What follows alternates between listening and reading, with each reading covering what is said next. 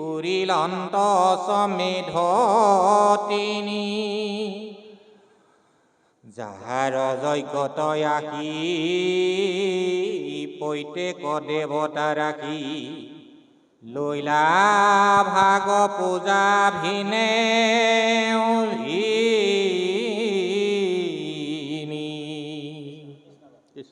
কৃষ্ণ কৃষ্ণ কৃষ্ণ কৃষ্ণ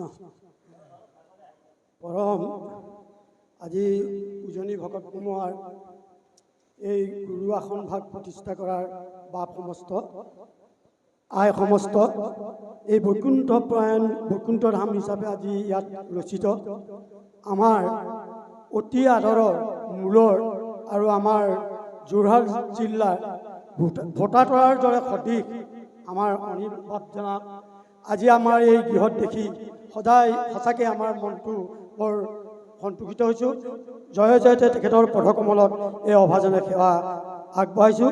লগতে আমাৰ পাঠত থকা আমাৰ পাঠকীলৈ মোৰ আন্তৰিকেৰে তেখেতসকলৰ চৰণত সেৱা নিবিলিছোঁ। বাপ সমস্ত মোৰ কথাৰ এই আমাৰ বাপজনা আহি পোৱাই নাছিলে। এই তেতিয়াই আমাৰ ইয়াৰ প্ৰথম অধ্যায়তে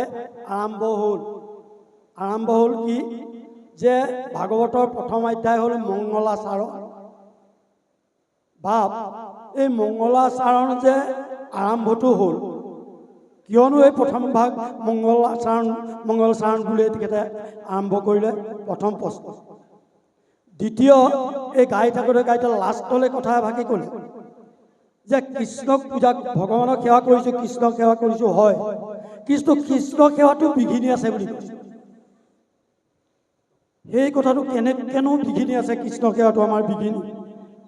সেই বিঘিনি ভাগৰ যে আমি লগাইছোঁ নেকি সঁচাকৈ তেখেতক বিঘিনি, তাৰ বিষয়েও তেখেতে যাতে মোৰ মনৰ সংশয়খিনি দূৰ কৰে। আৰু লগতে এই বেদব্যাস এজন ইমান বিদগ্ধ সেৱক বা তেখেত এজন পণ্ডিত আছে, কিন্তু তেখেতৰ মনটো ইমান উগুল থুগুল লাগিবলগীয়া হ'ল। তেখেতৰ মনটো কিয়নো ইমান উগুল থুগুল লাগিবলগীয়া হ'ল, মোৰ এই তিনি ফাঁকিয়ে মোৰ মনত প্ৰশ্ন উদয় হৈছিলে। আৰু সেইকাৰণে আমি আমাৰ এই বাপজনা গৌলা বাপজনা আজি পাইছোঁ এই তিনিভাগ সংশয় মোক তথা আমাৰ ভকতসকলক যাতে সংশয়খিনি ছেট কৰিব বুলি তেখেতৰ পদকমলত আমি সেৱা।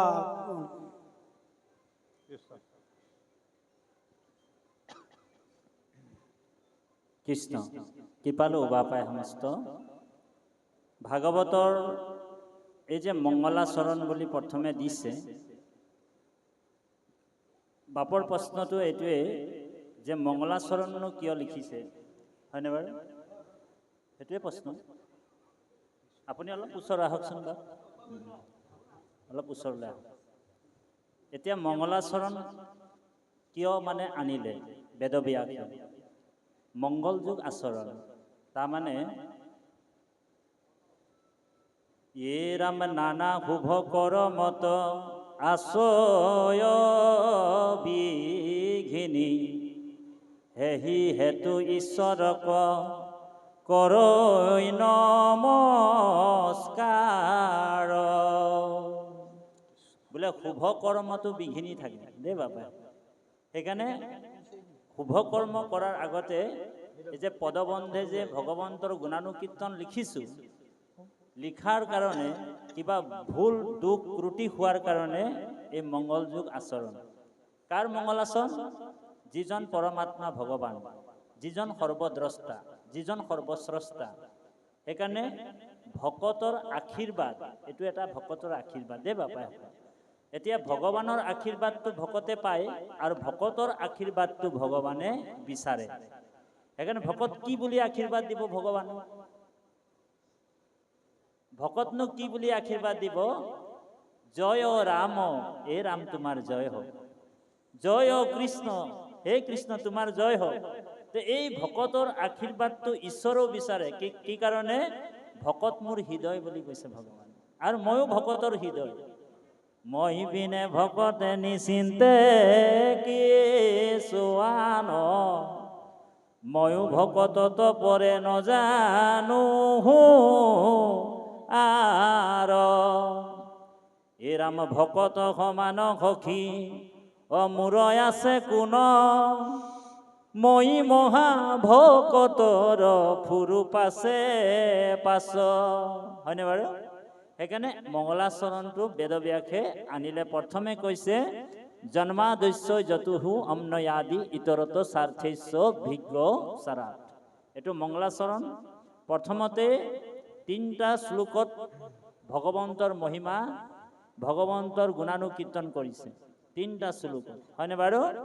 এটা শ্লোক ভগৱন্তক কৈছে যে জন্ম আদি আৰু ঐশ্বৰ্যৰ পৰা জন্ম মানে সৃষ্টি স্থিতি আৰু অন্ত হয়, সেইজনক প্ৰথমে ধ্যান কৰিছে কোনে? বেদব্যাসে হয়নে বাৰু? তাৰপিছত কৈছে ধামনা সেন সদা নিৰস্ত কুহকম সত্যম পৰম ধীমহি, সেইজন সত্যক পৰম ধ্যান কৰিছে কোনে? বেদব্যাসে। আৰু দ্বিতীয়তে কৈছে দ্বিতীয় মংগলাচৰণ যে মই যিটো ধৰ্ম ইয়াত নিৰূপণ কৰিবলৈ গৈছো ভাগৱতত যে সেইটো ধৰ্ম হৈছে শুদ্ধ ধৰ্ম দেই। ধৰ্ম পূৰ্জিত কৈত্ৰবত্ৰ পৰমম নিমত সাৰানাম সাতাম। ধৰ্মত থকা কপট মানে কামনা, কপট শব্দৰ অৰ্থ কামনা, বোলে ধৰ্মটো কপট আছিল, বাকীবিলাক মানে পুৰাণত কপট সোমাই দিলে বেদব্যাসে। কপট মানে কামনা, তাৰমানে আন দেৱ দেৱীক পূজা কৰিলে এইটো ফল পায় সেইটো ফল পায়, মানুহবিলাকক মানে বিলাই দিছিল পুৰাণৰ যোগেদি। সেইকাৰণে যিমান পুৰাণবিলাক লিখিলে যে সেই পুৰাণবিলাকত আমুক দেৱতাক পূজা কৰিবি আমুকটো ফল পাবি, তামুক দেৱতাক পূজা কৰিবি তামুকটো ফল পাবি, যেনেকে লক্ষ্মীক পূজা কৰিবি ঔ হৰি ঔ ৰাম হয়নে বাৰু? যে গণেশক পূজা কৰিবি সিদ্ধি হ'ব। তো অনেক দেৱ দেৱীৰ কথা পুৰাণবিলাকত লিখিলে, তো সেই পুৰাণবিলাকত কামনা সোমাইছিল, সেইকাৰণে ধৰ্মটো কপট সোমালে। কিন্তু আজি যিটো ধৰ্ম মানে নিৰূপণ কৰিবলৈ গৈছে বেদব্যাসে ভাগৱত পুৰাণ, আৰু ভাগৱতত কি কৰিলে ধৰ্মত থকা কপটবিলাক ধৰ্ম পূৰ্জিত কৈত্ৰবত্ৰ পৰমম নিমত সাৰানাম সাতাম, পৰম নিৰ্মল যিটো ধৰ্ম, যিটো একেবাৰে ফিল্টাৰ, এই শুদ্ধ ধৰ্মটো নিৰূপণ কৰিছে ভাগৱতত। নিষ্কাম ভক্তি, যাক নিষ্কাম ভক্তি কৈছে য'ত কামনা নাই, সেই ধৰ্মটো নিৰূপণ কৰিবলৈ যাওঁতে মংগলাচৰণ এইটো 2য় নম্বৰ লিখিছে যে এই যে ধৰ্ম যে মই তোমালোকক ক'লো শ্ৰীমদ ভাগৱতে মহামুনি কীৰ্তে কিংবা পৈৰেৰীশ্বৰ মানে সৈধ্য হৃদয়া অৱৰোধত্ৰয় কীৰ্তি ভি সুৰসুৰু ভি তৎক্ষণাৎ, লগে লগে সকলোৰ হৃদয়ত লগে লগে তৎক্ষণাৎ মানে ভগৱন্তৰ নিৰ্মল কথা শুনাৰ লগে লগে তৎক্ষণাৎ ভগৱন্তক তেওঁ লাভ কৰিব পাৰে, শুনাৰ লগে লগে দেই বাবা। সেইকাৰণে বেলেগ পুৰাণৰ কথা যদি দেৱ দেৱীৰ কথা বা কিবা শুনে বা গায়, সেই ভক্তিটো তেওঁ লাভ কৰিব নোৱাৰে। যিটো ভক্তিত কীৰ্তনত আছে, যিটো ভক্তি ভগৱানৰ নামত আছে, এই ভক্তিটো তেওঁ লাভ কৰিব নোৱাৰাৰ কাৰণে এইটো বেদব্যাসে 2য় শ্লোকত মংগলাচৰণ শ্লোকত লিখিছে। আৰু 3য় শ্লোকত কৈছে নিগমম কল্পতৰুৰ গলিতম ফলম সুকমুখ দৰ্ভ মিত্ত দৰ্ভ সংযুতম পিবতম ভাগৱতম ৰসমালয়ম মুহুৰহু ৰসিকা ভুবিৰ ভাবুকা। ইয়াক আকৌ পান কৰিব 2জন মাত্ৰ, এজন হৈছে ভাবুক, এজন হৈছে ৰসিক। যি ৰসৰ আস্বাদনটো বুজি পায়, যে আমটো যে আমত যে ৰস আছে এই কথাটো যোনে জানে চতুৰ, সেই ৰসিকজনে পান কৰিব পাৰে আৰু ভাবুকজনেহে পান কৰিব পাৰে দেই বাপা।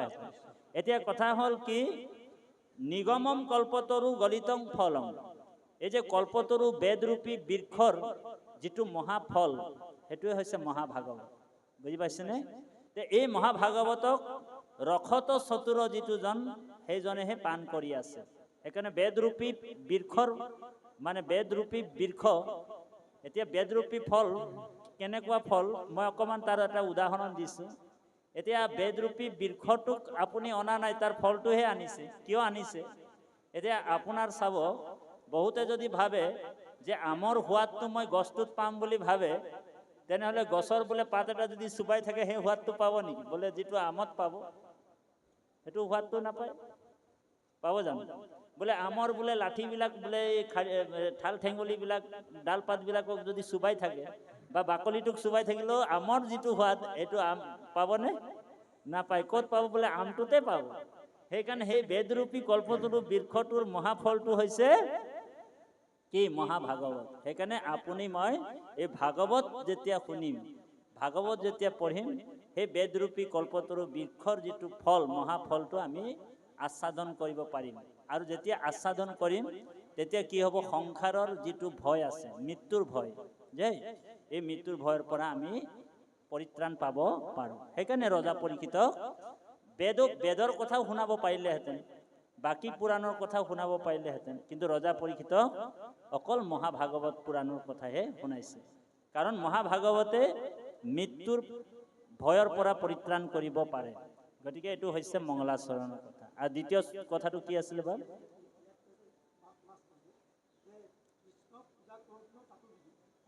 হয় হয় হয়।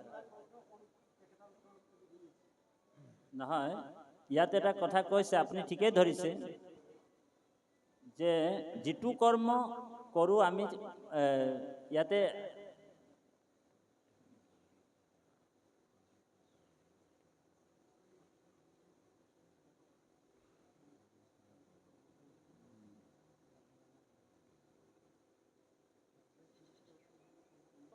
নহয়, এইটো হৈছে এনেকুৱা, ই একখনে মানে যিটো শুনে কৃষ্ণ কথা, হয়নে বাৰু?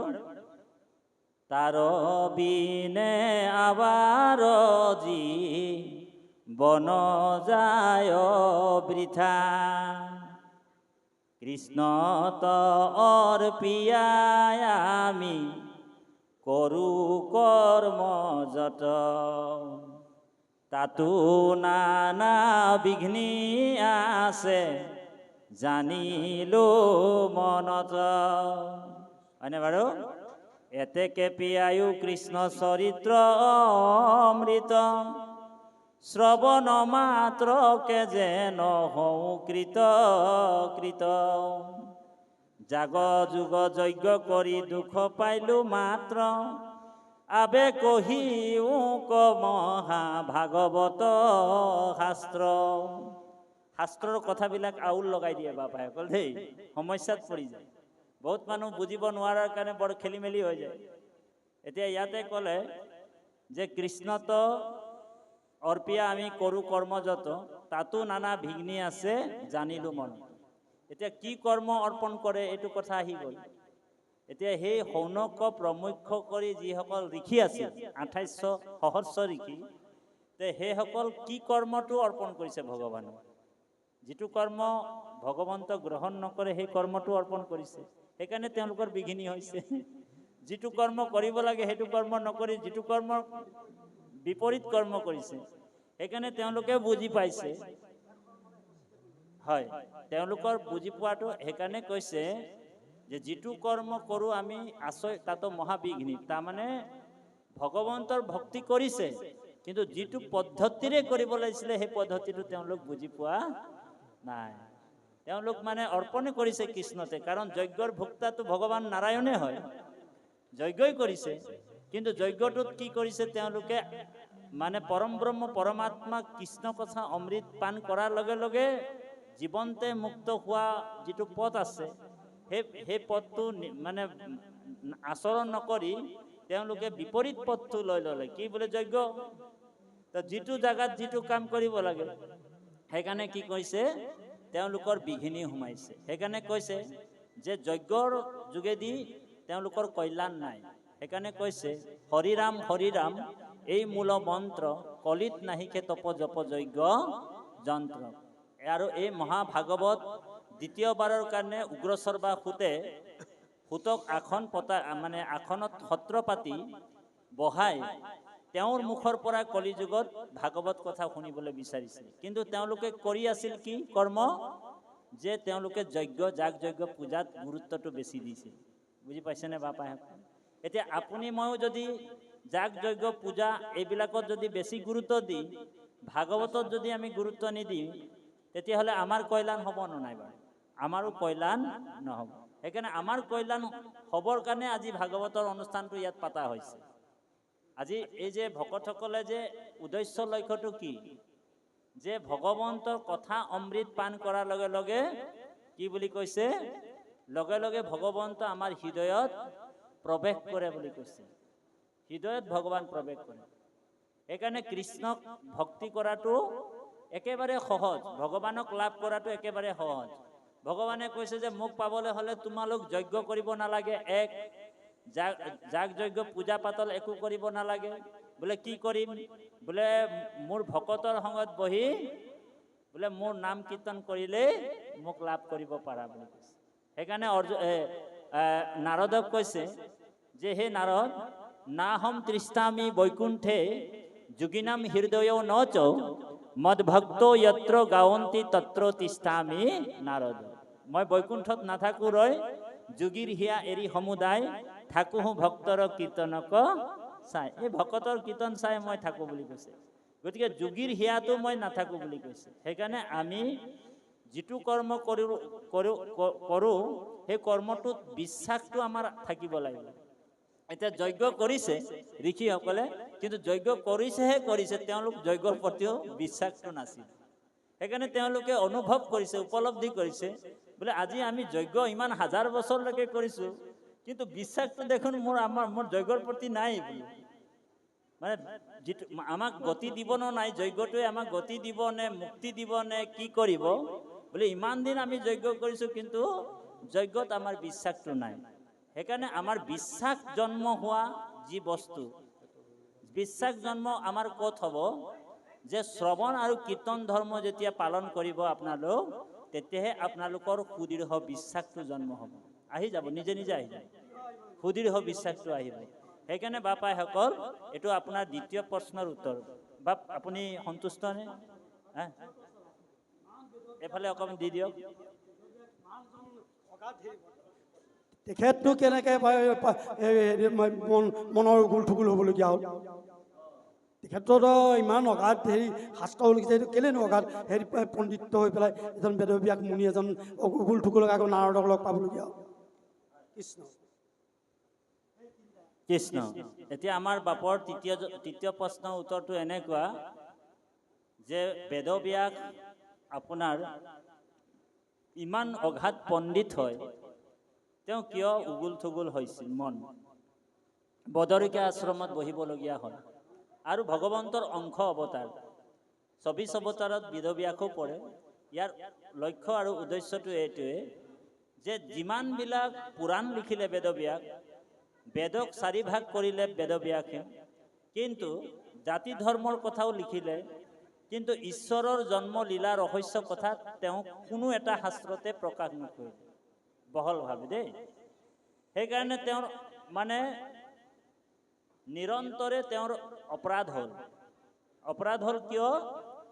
যাৰ তেওঁ জন্ম কৰ্ম লীলা ৰহস্য কথা লিখিব লাগিছিলে তাৰ নিলিখি যিমান পুৰাণবিলাক লিখিলে, সেই পুৰাণবিলাকত কেৱল মাত্ৰ যাগ যজ্ঞ পূজা পাতল বলি বিধানৰ কথা লিখিলে।